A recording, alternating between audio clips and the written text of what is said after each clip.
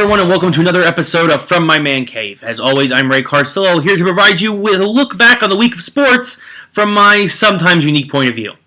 First off, I'm feeling much better, so I hope to bring a lot more energy this week. The flu has gone through my system. I'm still a little under the weather. It still took its toll on me. I'm very fatigued, and obviously you might be able to hear still my voice is still a bit strained from all the coughing and wheezing I did over the past several days. But I am feeling better.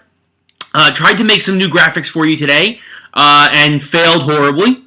Because of that, I had to scrap a lot of them, and then I realized, oh my god, it's 10 o'clock here on the West Coast, and I still haven't gotten an episode done. So I had to scrap them and put them, they're done for this week, unfortunately. So no more graphics, no graphics still.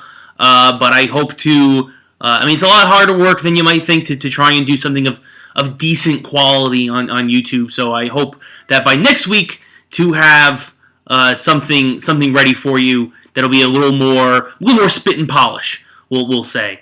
But with that said, we'll move right into the show. Went 2-2 again last week. This time predicted the NFC perfectly and mispredicted the AFC completely. Of course, the Patriots came out, beat the Colts in what was a good game Saturday night.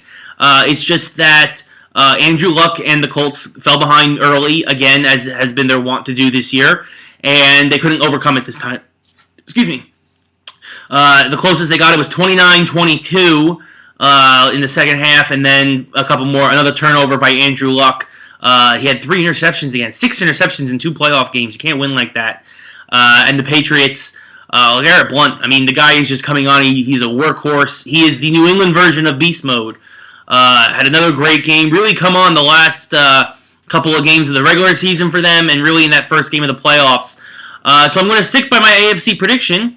I predicted whoever won the Colts and Pats game would win the AFC, and I'm sticking with that as we head, of course, into the conference championships this weekend. Of course, also the Denver Broncos ended up beating the San Diego Chargers again. The Chargers almost came all the way back. The cardiac Chargers almost did it.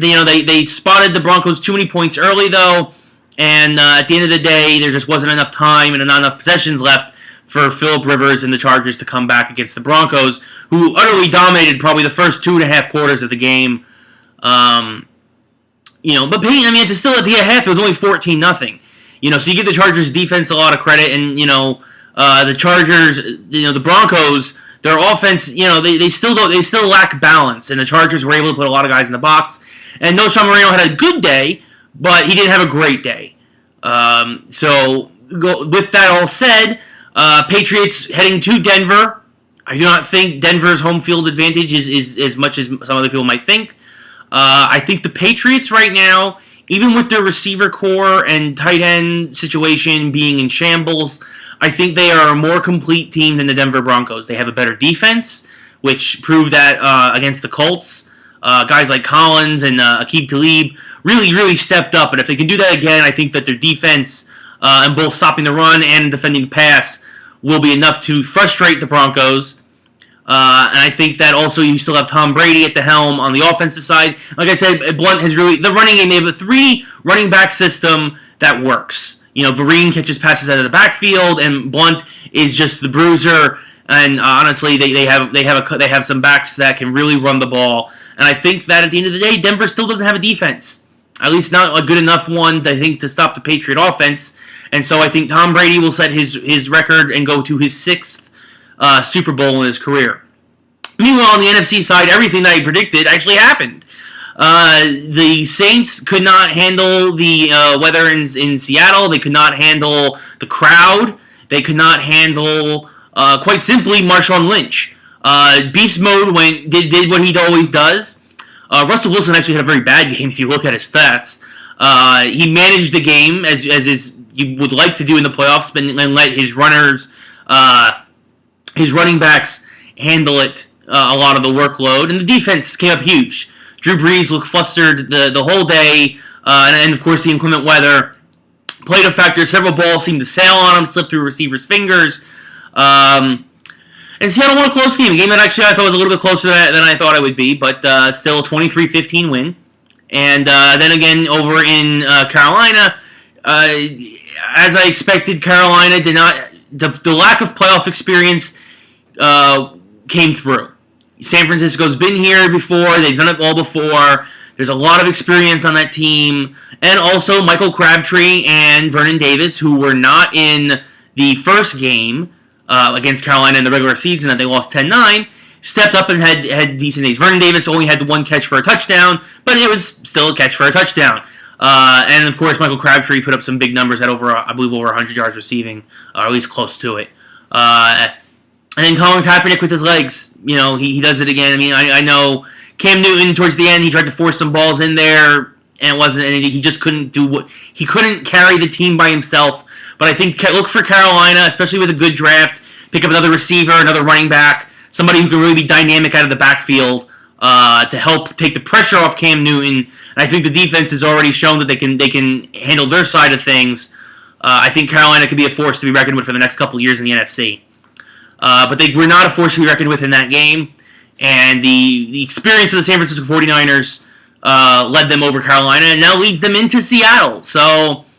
But I'm sticking with, of course, my pick to win it all, Seattle Seahawks. I think that, once again, the Niners, I think, have been outscored 71-16 in the past 2 games they've been in Seattle. So San Francisco doesn't play there well. Even though everybody seems to be clicking on all cylinders over there, I think that's why it'll be a closer game than the past 2 games would lead you to believe. But I think that as long as, again, Russell Wilson steps up a little bit more than he did against New Orleans, I think that everybody else on that team, as long as they carry their load and nobody has an abysmal game, Seattle will walk away with that easily. And then so there's your Super Bowl, Seattle versus New England. And of course, I've picked Seattle the whole way. I would pick them to win again. Even though, again, you have the experience of Tom Brady and you have the New England Patriots who've been there before, Bill Belichick and all that. But I think that Pete Carroll and I think his Seahawks, are the team of destiny this year, and I think that the Seahawks will win the Super Bowl.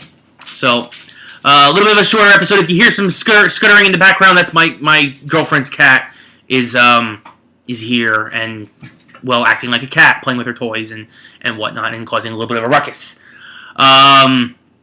So, anyway, as always, folks, feel free to drop some comments below on YouTube, or by all means, contact me on Twitter at Ray Carsillo. You can always contact me that way, and I love talking football with everybody. Actually, some people contacted me through the EGM podcast and was talking with me about football because they criticized that I said Super Bowl 41 was one of the worst Super Bowls in recent memory.